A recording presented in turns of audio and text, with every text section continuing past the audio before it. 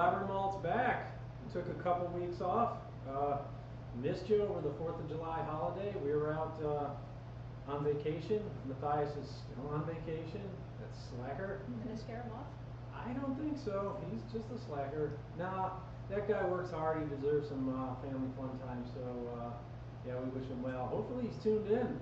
Maybe he'll post in the comments or something. Let us know when we screw up. But I do have a lovely guest here, Jessica Ihms. Hello. Hello. Thanks for coming on. Thanks for having me. Yeah, yeah. I love talking about beer and brewing, and normally I'm boring someone else with it. So. How about the bullcrap? We do talk about bullcrap too. Got plenty of that too. Oh, excellent. Before we get started, don't forget to like us and follow us, subscribe on the socials, Facebook and YouTube. We are the Blabbermalt Show, Instagram and Twitter @Blabbermalt.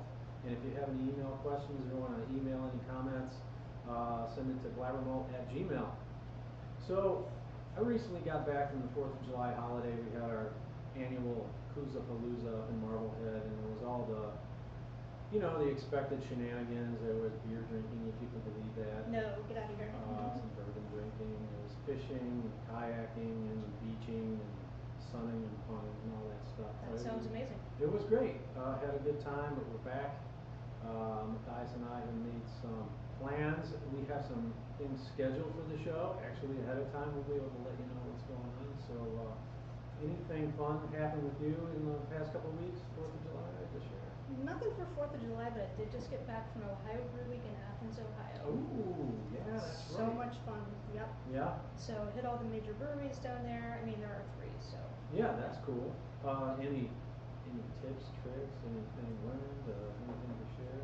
I mean, you just kind of have to go with an open mind down there. There's so much good beer, and kind of have to be a little strategic since there is a lot of it. So a lot of it. You don't want to get overwhelmed. Too banged up too early. Exactly. Exactly. Yeah. Strategize. Yeah. No, that's cool. That's fun. Yeah, I didn't make it down to that. This past weekend, I did go to the Incarceration Tattoo and Music Festival. How was that? It was amazing. I'm an old man, so it's a lot for me. It was a 3-day event, Friday, Saturday, and Sunday. I just went Saturday. Highlights for me were Mushroom Head, Pantera, In This Moment. Surprise hit for me was Slaughter to Prevail. Very good bands. Yeah, it was a great fest. Went with my friend Lonnie, and we tore it up. Were you in the mosh pit, Dave? We always say, we're going to stay back, and then we move up, and holes open up, and you end up pretty much down front. And when the pit opens up, we stay away from that, but you can't get away from the crowd surfers, so there's always somebody kicking you in the head, and, just rubbing their sweaty selves up against you, but it's all part of the fun. It's part of the fun. Of course. Yeah, while we were down there, we did tour the reformatory. We got the prison there that was, I didn't know this, but it was filmed as part of the Shawshank Redemption. Yep, I've been through there. Yeah, it's pretty cool. I want to go back and do the tour with the headphones, and you can go to the plaques and they do a little history there. Nice. I think that would be cool. A lot of people wearing stuff that you ought not have been wearing, Yeah. Music festival, you'll have that, I guess. People are very confident in their appearance, and they should not be. But anyway, great event. Sean stepped away, but we're going to hit the Vorloff, man. Yeah, there we go. All right, cool. So, I said Jessica's here. Jessica is quite an accomplished homebrewer, very decorated. She's also the treasurer of the Snobs, Society of Northeast Ohio Brewers, and I kind of met Jessica through the Snobs, but her brother-in-law lives right next door to me. Cleveland is a very, very small place. Yeah, we live in Avon, and one day I'm in my garage and I'm moving some brewing stuff around and cleaning some kegs, and the new neighbors came over and introduced themselves, and I had noticed their license plate number is your last name. I was like, that's not a super common last name, but I wonder. Well, they said, do you know Jessica? I was like, I do. It's so funny. Yeah, and he offered me, hey, do you want to try some of her homebrew? I was like, yes, I do. Well, you never come to meetings, so I had to get it to you somehow. That's true. Yeah, I sneak it in there. But I've had quite a few of your beers, and they're very good. So let's talk about, I mean, your pedigree as a brewer is incredible. Thank you. You've had a lot of Appreciate that. awards and collaborations. Do you want to run through some of your favorite? I mean, to list them all, we'd probably be here for quite a while. So, just a few minutes, but yeah, some of my, so I really love to do historical beers Okay, and yeah. kind of make up my own recipes. I love to do brewits, so unhopped beers. One of my favorite ones and one of my most probably decorated ones is a brewit that I make with rosemary, lemon balm, and lemongrass. Sounds amazing. And it kind of comes out a little bit like a shandy. Okay. So some tartness, some herbalness. And a lot of people who claim not to like beer tell me that they love that. So Good, yeah. maybe they just have a problem with hops. Yeah, well, not everybody's a hophead, you know. Correct, right. They have their place for sure, but, you know, there's plenty of delicious beers that are not hopped at all and hopped very low, so, yeah. Right. Yeah, nice. Well, I can't help but notice you have a couple bottles here. I do. Getting quite thirsty. Let's share. So we're gonna start in the shallow end of the swimming pool here. Okay. With a peach chamomile blonde. And this was my submission to our annual Big Brew competition Oh, okay. that our homebrew club holds. So we all get together, and Terrestrial Brewing is kind enough to make a big batch of wort for us that we all split up in different directions and do something different with. So we come back together in July and we all compare, you know, whatever everyone's brewed.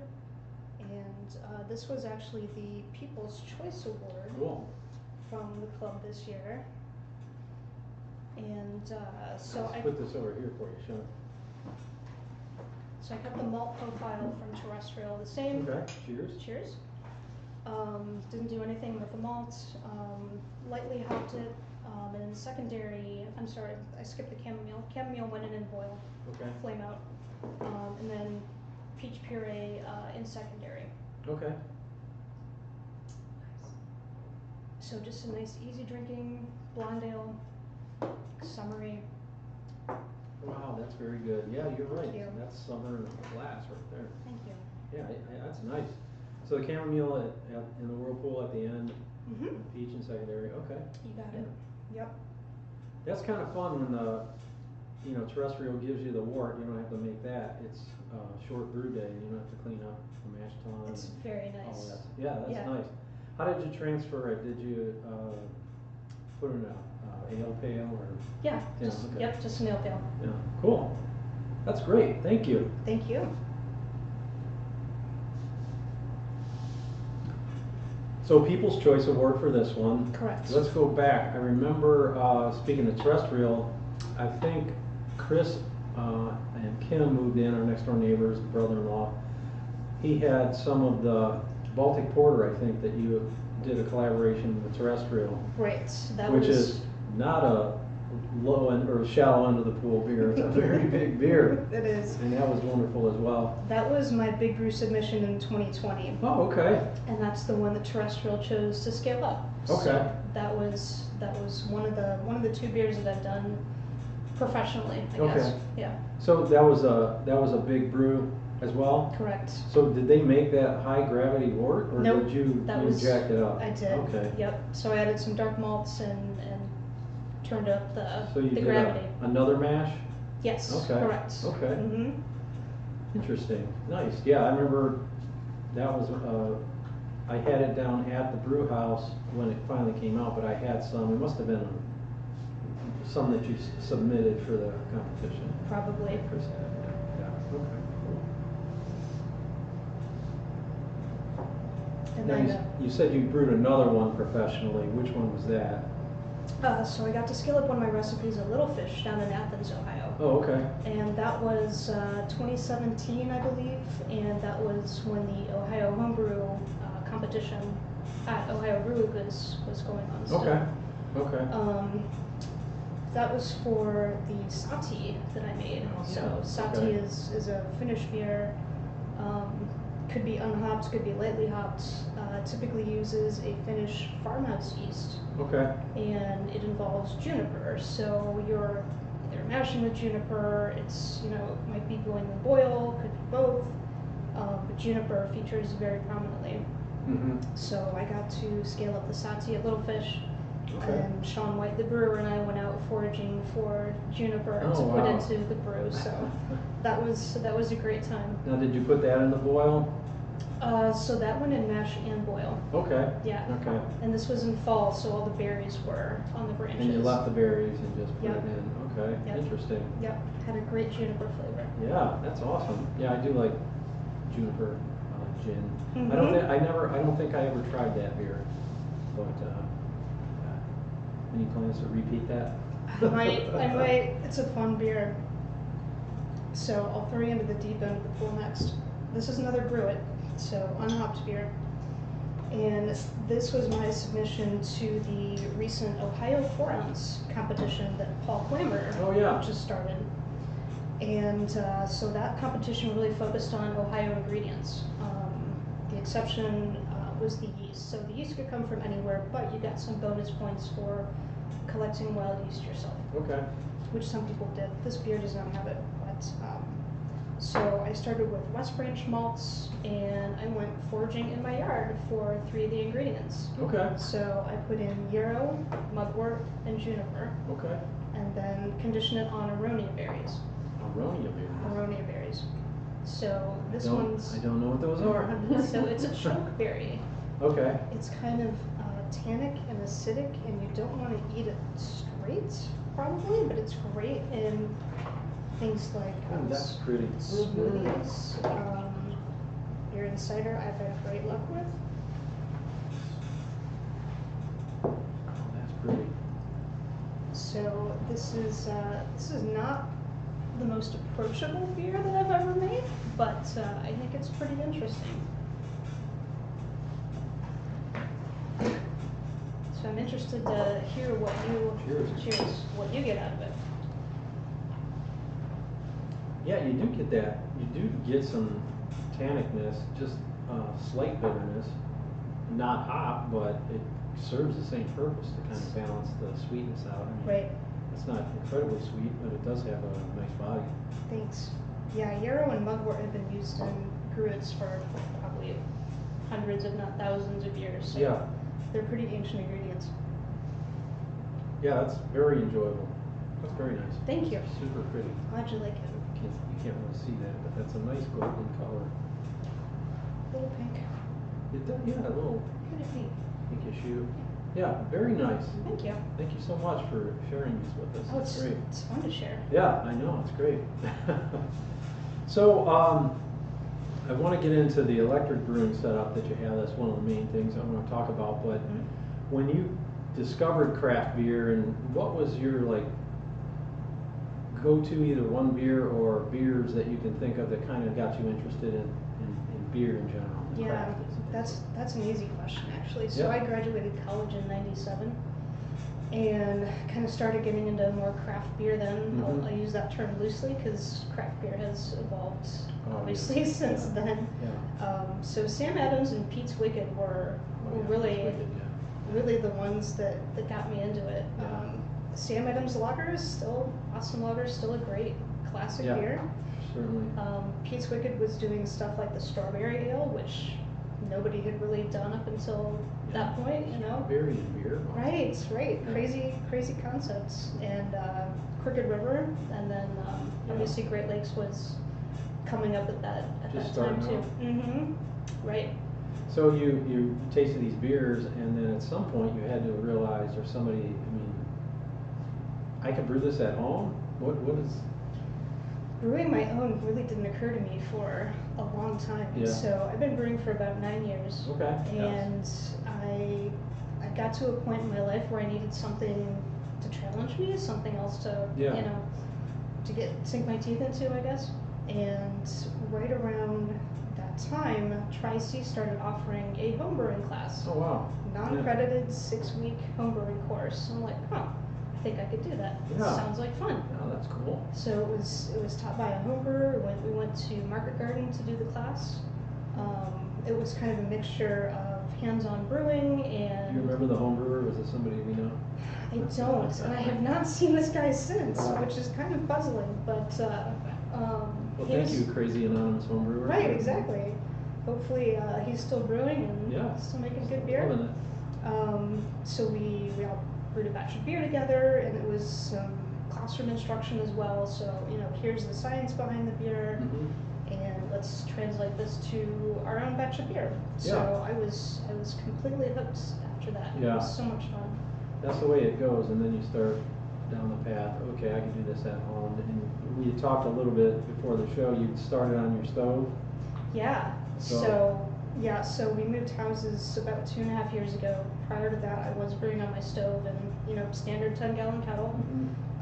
Thankfully, my husband loves to cook and demands a restaurant quality stove. So you have a lot of BTUs. A lot of firepower under there. So my time brewing on the stove was probably easier than a lot of other people's was. Yeah. Oh, getting 10 gallons to boil on an old electric element stove. Oh, come on. You could take a nap in that time, right? Yeah. So I did that for about 7 years, and then when we moved into our new house about 2.5 years ago, I ended up with a great basement. And I'd be lying if it said that was not a consideration when we were looking for houses, because I knew I wanted, you know, a more permanent setup. So this basement was perfect.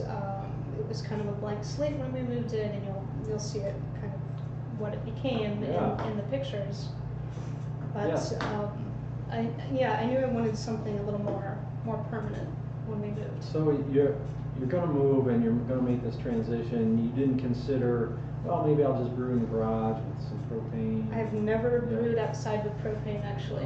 You're missing a fine hardship. I know. Brewers went through. I know. I kind of skipped that stuff. I do have friends who brew outside with propane, so. So you took their advice and you're like, you know what? I think electric is a way for me.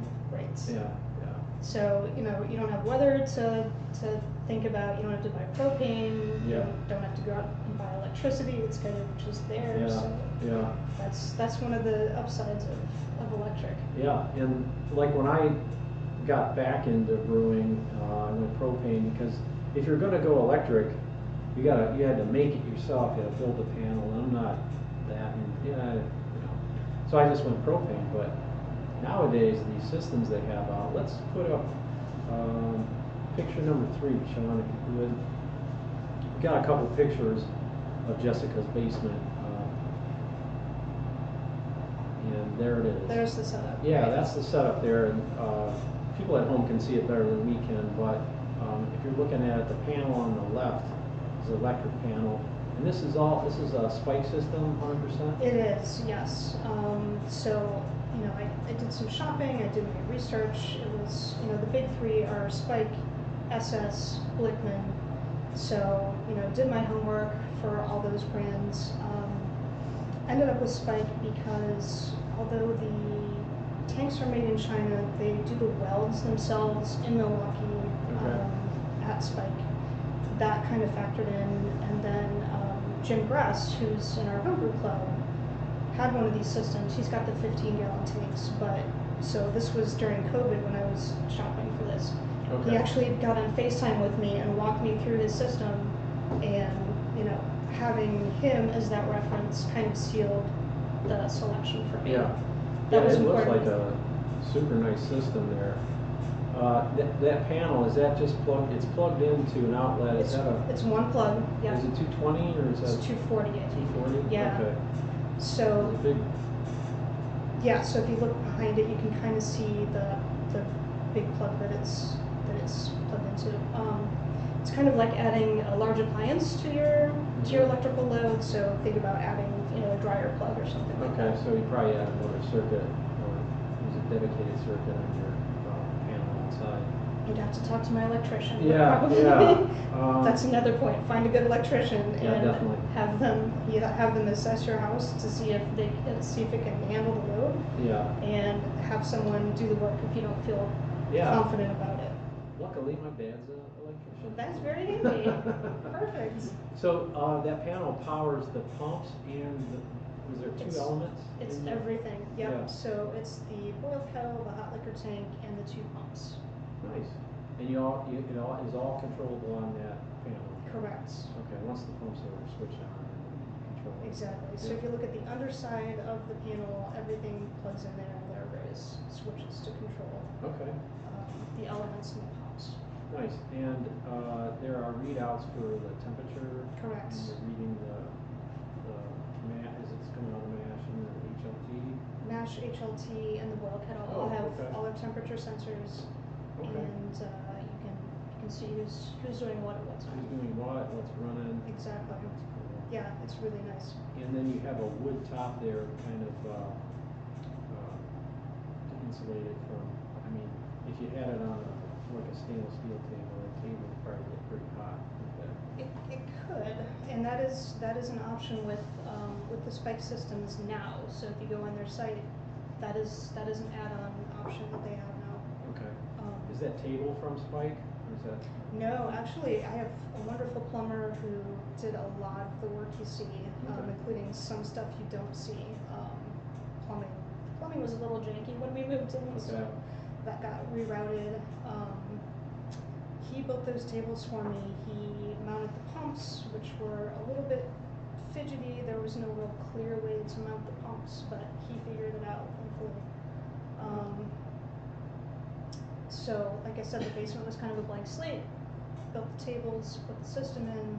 So, and then the flooring, was that tile already? It's linoleum, Okay. so it's kind of perfect for being sloppy. Yeah, so I was gonna ask, like, are you a very neat brewer, or I'm sloppy, I just run buckets on the floor, cause I'm in the garage. And Right. I'm just Kind of- stuff. Kind of somewhere in between. I try not to slop too much You don't because slip. I have to mop it up at the end. Yeah. Is the floor drain? There is, yes. That's nice. Not in front of the brewery though, so Okay. I will put an asterisk by that. So there is, but not something I want to put spent grain and other solids okay. down Yeah, that makes necessarily. sense. The wood top is warping a little bit. I probably wouldn't do that if I had to do it over again. Okay. I'll probably replace it with granite slabs or something like that Okay. one of these days. But that's doable, I suppose. yeah, they're not terribly big, so. Now I see there's a couple water lines coming in.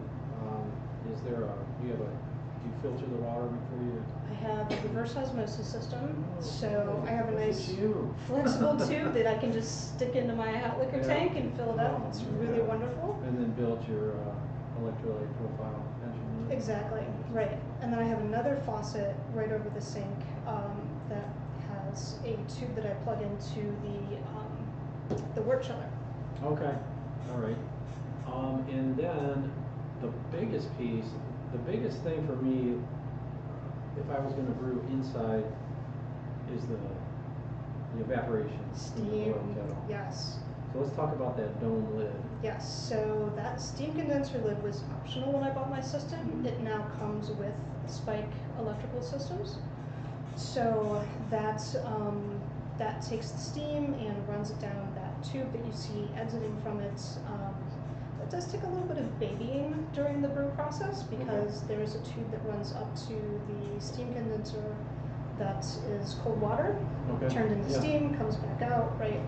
So I have to kind of keep an eye on the bucket that's Make feeding sure cold it's- water from, Okay. make sure that's full. So is there a little pump? There is a little pump, yeah, it looks like a fish tank pump. Okay. So it's fairly low flow. Yes. So how much water would you say you go through in a 60-minute boil? Ooh, good question. It's hard to say because I'm always kind of replenishing it. Okay. If I had to estimate, How much? I mean, do you run it right into the sink, or does that go into another bucket? goes in another bucket. Okay. Yeah. So you empty the bucket during?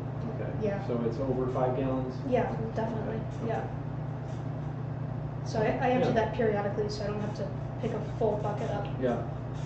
go to the sink and dump it. Yeah. I wonder, I have read on the internet, sometimes people say that water will have a little bit of a, kind of the DMS smell, so they don't really, do you think you could use it for cleaning or doing something around the brewery? Probably. If it wasn't your final rinse or something? Probably, yeah, Okay. yeah. You could recycle that. Okay, yeah, I'm just wondering, you want to be kind of responsible. Yeah, of course. Brewing is very water intensive. Oh, yeah. You want to minimize it where you can. Yeah, when you can, yeah, oh, that's Mhm. cool. So, yeah, and then you got the pegboard in the back, you can hang stuff For up there. stuff, right. Yeah, that's super cool. If And you- Go ahead. you got the stainless steel sink there, that's I nice do. for cleaning. Yeah, and then off to the left is my laundry room where I have another sink, so that's really Oh. nice. Okay. Now, do you clean in place, or do you move the kettles and scrub them out, take the elements out, or? Both, actually. Both, okay. So I remove the spent grain from the mash tun. Mhm. Again, I don't have a large drain to send solids down, so I will haul that upstairs, close it down, bring it back down. Same with the boil kettle. I don't want to put trube down the sink, so that goes upstairs, gets Okay. hosed down, come back down. Heat up some water in the hot liquor tank, add some PBW to make sure everything is scrubbed clean at the end, send hot water through, make sure it goes through everything, all the hoses, all the pumps, make sure we get everything scrubbed after the brew day. And then I will do cold water and sanitizer after that. Okay. And you leave the sanitizer just to kind of dry, or do then you rinse that? No, I do not rinse that, just Okay. leave it to dry, open up all the ports to make sure, airflow is getting through everything. Dries it out. Yeah, Okay. exactly. Mm-hmm. Now, you said you don't put trube down the sink, is there, I call it trube, is that, is the drain, are you down at the sewer level there, is that a concern? It's so low? Yeah, Okay. probably. I just don't feel comfortable putting solids down the Yeah, sink, so, probably more cautious than Yeah, I need to be, yeah. but Anyway, yeah, that's super cool. What else did you do to the space? You said it was pretty raw. Anything else? Even though you're handling the evaporating liquid, did you put any vents in the window or any No. kind of fanning? Mm-mm. And you don't have any condensate on the walls or ceiling or very, anything? very little. Yeah, that's great. So I do let I'm it so jealous. I do let it boil for a few minutes before I put the lid on, just to make Yeah. sure that the DMS is. Okay, yeah, it's going in the right direction. Yeah, exactly. Yeah, But that's cool. I have not had, any off-flavor problems since I No. started using the condenser lid, so I think it's working okay. Yeah, that's great. That looks awesome. Yeah, I'm looking at doing this in my garage. There's some issues with my basement. It's packed full of stuff. Mhm. It's not a blank slate. There's no floor drain. There's a little drain for the air conditioner runoff, but Right. yeah, I can't put anything down there. So yeah, garage. I wonder if I would run into problems with temperature control, like in the heat of the summer or the dead of the winter. Are you fermenting in a chamber, or do you have a? No temperature control. No. Mm-mm. Just let it go. I Okay. mean, the The basement is basement's pretty consistent Yeah. from season to season. Goes from maybe 65 in the winter to 72 in the summer at most. So Yeah, that's perfect. pretty narrow range. Okay. So in addition to that countertop being something you would do different, is there anything else you think you might add or didn't need? No, I really can't think of anything. The system is honestly pretty perfect. I've had a couple of very minor quibbles. I mean, the cleaning, the hauling tanks up the stairs is not ideal, but it's okay. Yeah. The customer service, I will say, has been great. During the build process and delivery, I had a couple questions for them. They responded right away. They were really great. So I can endorse their customer service wholeheartedly.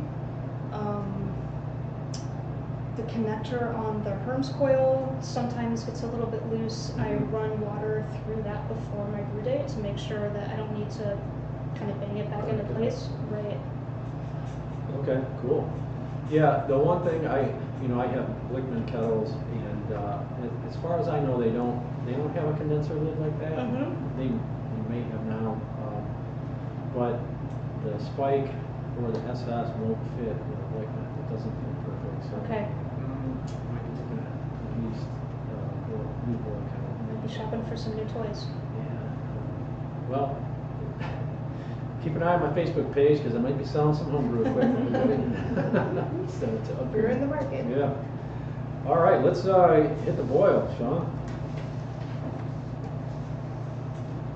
So we usually talk about homebrew things, and we've been talking about all homebrew things, but I haven't brewed in a long time, but last week I did brew a batch of beer.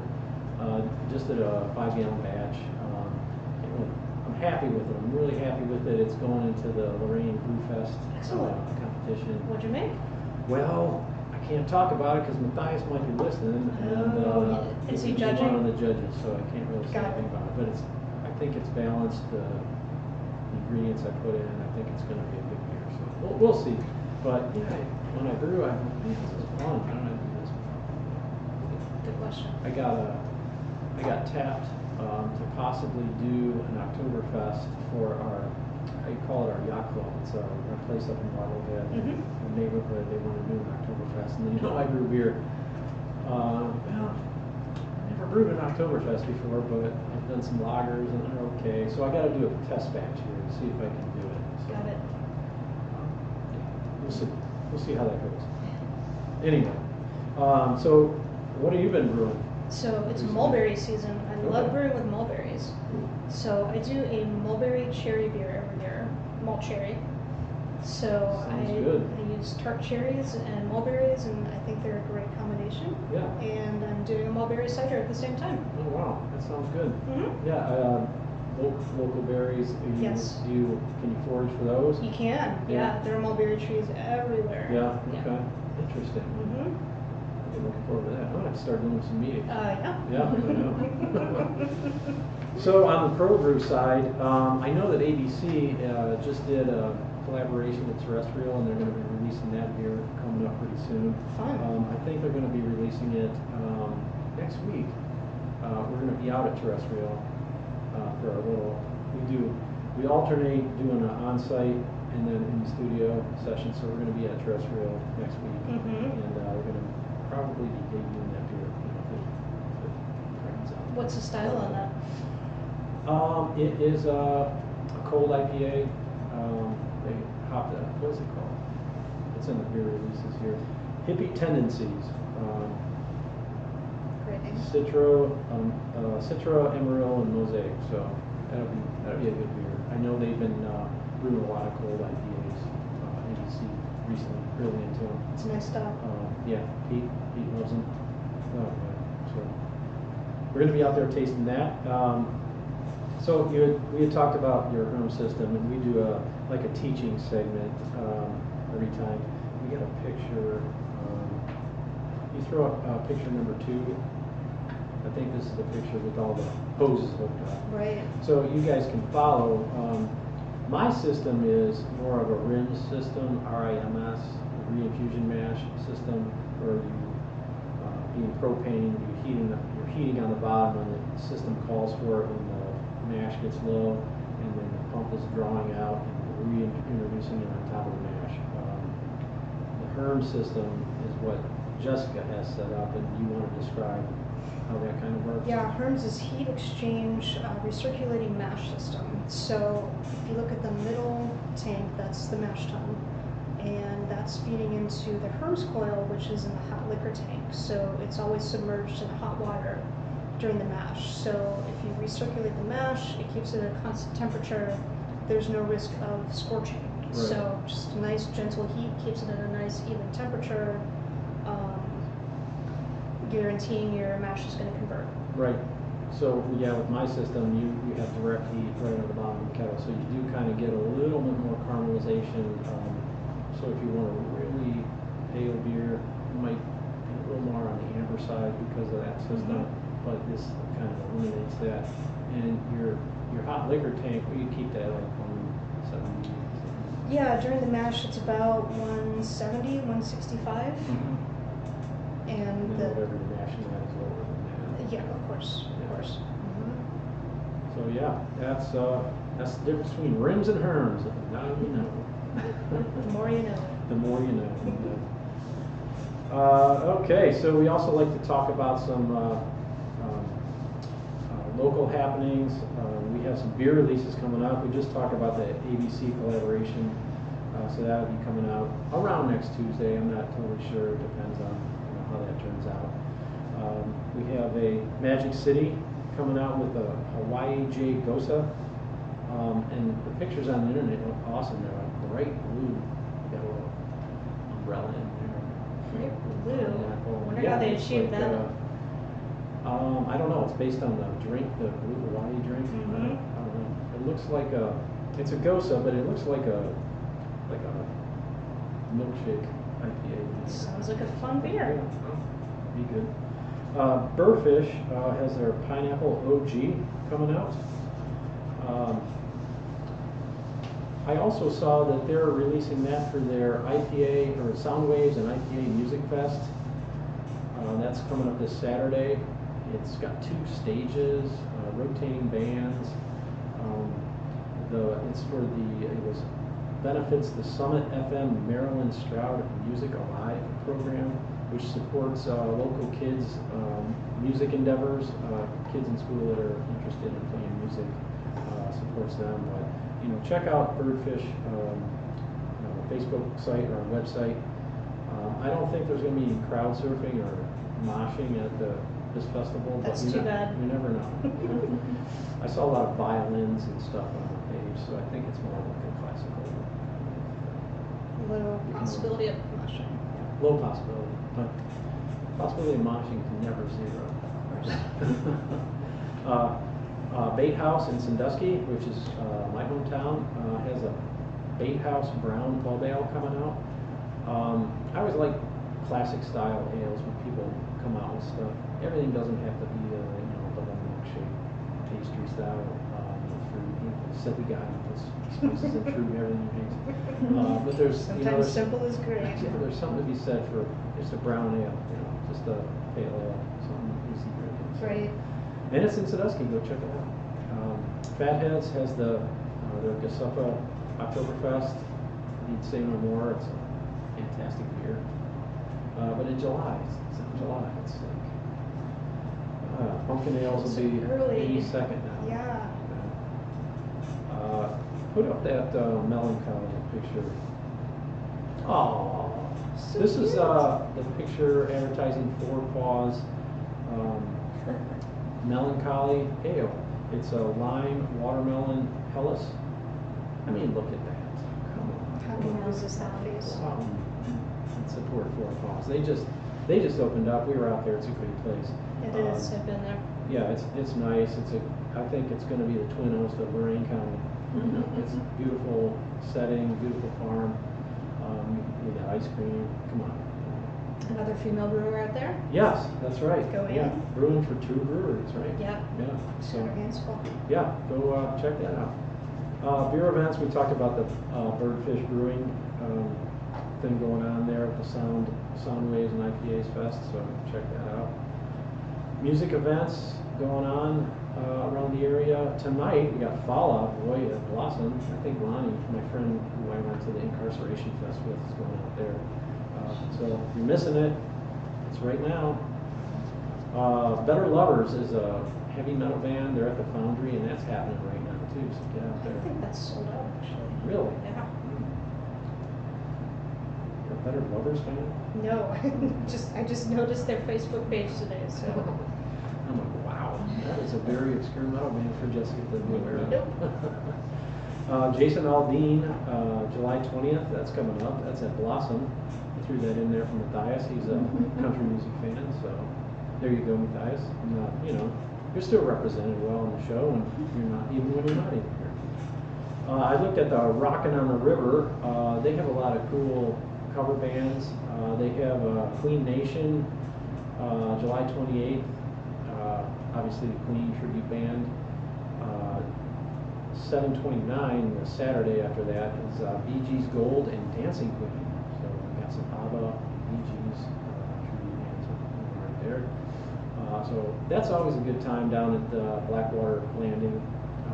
They have a bunch of good cover bands and great events down there. So and go to Bascule on your way. It's right on 611, right on your way down to Blackwater Landing. Check it out. We always ask people to email us at blabbermalt@gmail.com with questions, and we did get a question. Somebody asked, why are so many more beers available in cans now than it used to be? It used to be you just got your Natty Lights, Busch Lights, cans, and everything that was good was in bottles. So, you want to take a crack at this one? Well, I know transportation costs are going to be lower. Shipping aluminum versus glass, it's a lot lighter, Yeah. and we know that light doesn't get into cans, so It's a perfect vehicle, right? it really is. Yeah. So, kind of an old stigma is dying a slow death. There's some great beers in cans these days. Yeah, there sure are, and with bottles, especially like clear bottles. Come on. The light gets in there and it spoils beer really quick. Instantly skunked. Yeah, that's why your Heineken tastes a little skunky. You think, oh, it's just the way it tastes. No, it's not supposed to. I had like Heineken for years until I had it out of a can. Yeah. It's so much different. Yeah, so much better. Mm-hmm. So there you go. If you have questions like that, you want them answered, blabbermalt@gmail.com. So next week we're going to be at Terrestrial, and then the following Tuesday, Terrestrial is going to be in-house, and we're going to talk a little bit more in detail about their beers, and we're going to ask them about collaboration. So bring back Jessica's Baltic Porter. Yeah, you remember what was that called? Hill of Witches. Hill of Witches. Yes. Oh, that sounds metal.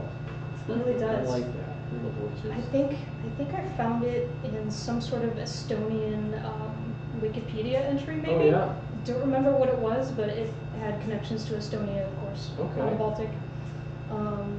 And witches, of course, have connotations with female brewers going back Yeah. thousands of years, probably. So That beer even more now. it seemed appropriate. Yeah, definitely. Cool. So after that, August 8th, we have Darren from the Cleveland Brew Shop we're gonna be at the brew shop when it closes that night, and he's gonna give us a tour and talk to him about his brewing experience and how he came to own the Cleveland Brew Shop. Maybe he'll bring some beers in for us. They're selling beers now down there, and I was down there getting the ingredients for my recipe I just brewed, and $35 worth of beer. It's like, can you? He has a good selection. He's Yeah, they got some curating some nice stuff down there. some hard to get stuff. Yeah. Great. So that's fun. So we're gonna review our socials: Facebook and YouTube, The Blabbermalt Show, Instagram and Twitter @Blabbermalt. So that brings us to the end of the episode. Jessica, thank you so much Thank for you, coming Dave. on. It's been a lot of fun. Sharing these great beers with us. My pleasure. Yeah, let us know how that cherry mulberry beer comes out. Maybe we can get you back on. We'll have some of that. That sounds great. I'd love to come back. All right. So everybody, we'll see you next time. Stay malty, Cleveland. Stay malty.